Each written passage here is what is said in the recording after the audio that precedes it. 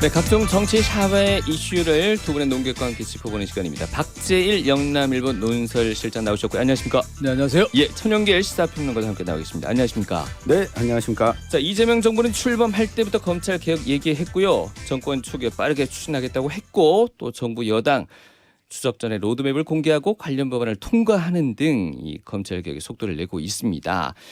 자, 아시다시피 검찰청을 폐지하고 공소청과 중수청으로 분리해서 기소 수사권을 각각 담당하는 내용의 정부 조직법이 25일 국회에 처리되면요, 이제 정부는 1년간의 유예 기간을 두고 국무총리실 산하에 범정부 검찰 제도 개혁 추진단을 설치해서 후속 논의를 이어가게 됩니다. 자, 두 분께 여쭙겠습니다. 정부와 여당의 검찰 개혁 일단 전반적으로 어떻게 보시는지 먼저 말씀 주실까요? 제가 보기엔 좀 이게 기본적으로 누구를 위한 것인지 네. 그게 좀 문제가 있을 수 있고요. 또 한편으로는 너무 복잡하다. 원래 법학 지금은 법대가 경북 일반 대학에 많이 없지 않습니까? 네. 로스쿨이 생기고 법과대학이 많이 줄었는데 그만큼 좀 한편으로는 법이라는 게 인문 쪽에는 굉장히 어려운 학문에 속하잖아요. 네.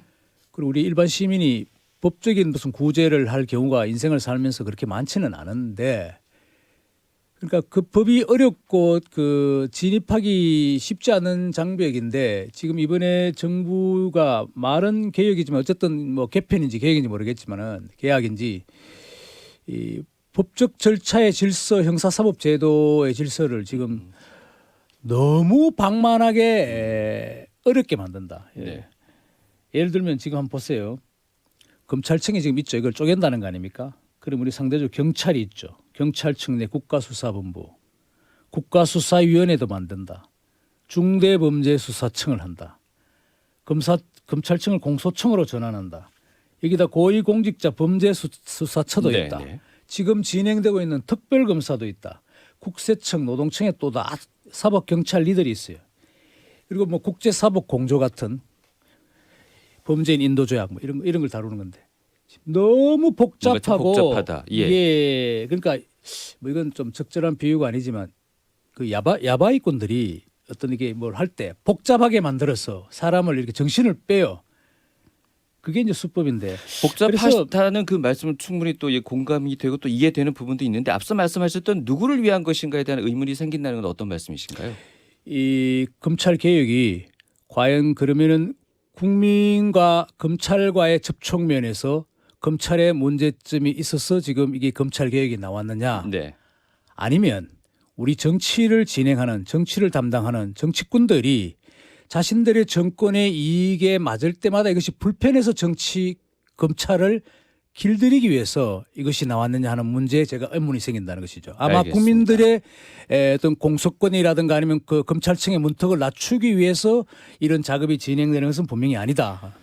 천영길 시사평론가님은 예, 검찰 개혁 전반적으로 어떻게 보고 계십니까? 앞서 박재일 실장님 이야기하신 거에서 이 국민들과 직접적으로 이 맞닿는 부분도 이번 검찰 개혁에서 이 포함은 되어 있는 걸로 보여집니다. 어떤 부분이냐면 네. 우리가 검찰을 자주 만나진 않지만 이 시민들 입장에서도 내가 이 소를 제기했거나 할 때 수사가 더딘 상황 많이 겪었을 겁니다. 네네. 이 검찰이 이 기소권을 가지고 있다 보니까 이 수사가 다 되고 경찰에서 이 기소 의견으로 송치를 했음에도 불구하고 이걸 오랫동안 지고 있거나 또는 이 절차적으로 지연시키거나 이런 부분들이 검찰이 너무 과도한 권한을 가지고 있는 것 아니냐.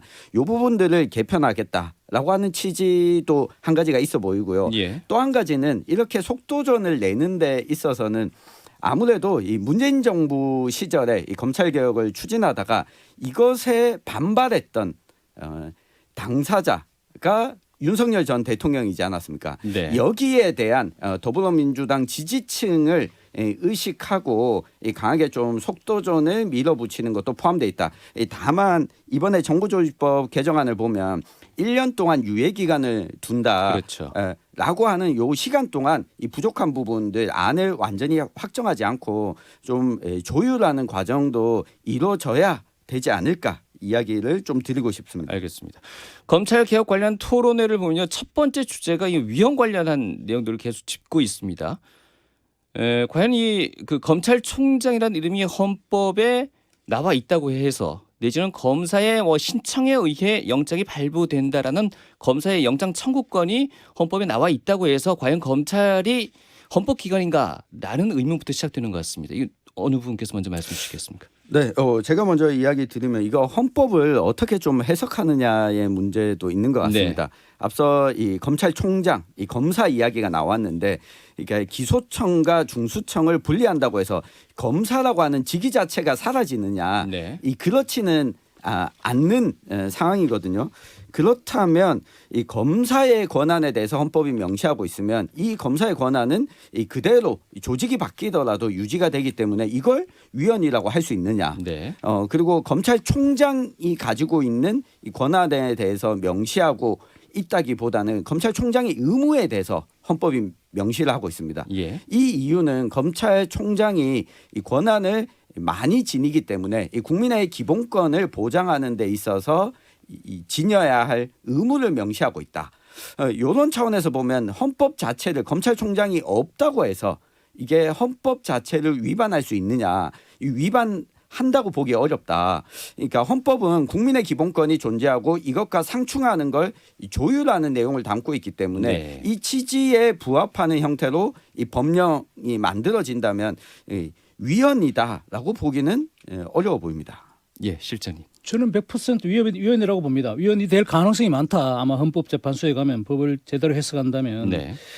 예를 들면 지금 물론 그렇습니다. 검찰청이 헌법상의 기구로 명백히 존속해 들어가 있지는 않아요. 예를 들면 국회, 정부 이런 형태로 헌법재판소 이런 식으로 그죠. 그러나 군데군데 이제 이름이 들어가 있죠. 예를 들면은 검찰총장이라는 이름이 지금 딱 나오는 게 헌법 제89조 16항에 검찰총장, 합동참모의장, 각군참모총장, 군위대 총장 이렇게 해서 그렇죠. 그 국무회의 심의 사항으로 지금 규정돼 있는데 어쨌든 이게 검찰총장이라는 권한과 이런 것을 얘기한 것은 아니지만은 일반 어쨌든 명칭이 들어가 있다는 것인데 네.